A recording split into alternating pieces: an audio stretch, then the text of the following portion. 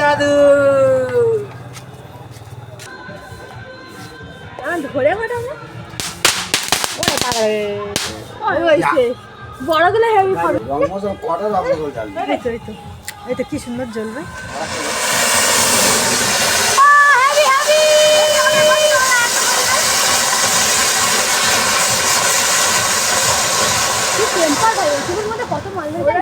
কালকে দুটো জলেনি, হাফ মশলা হাফ বালি।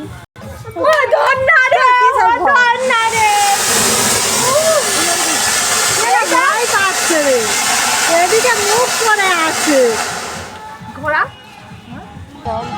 দেখো বন্ধুরা, আমাদের এদিকে চারিদিকে বাজি ফাটানো হচ্ছে, আর এখানে আমার মানু দাঁড়িয়ে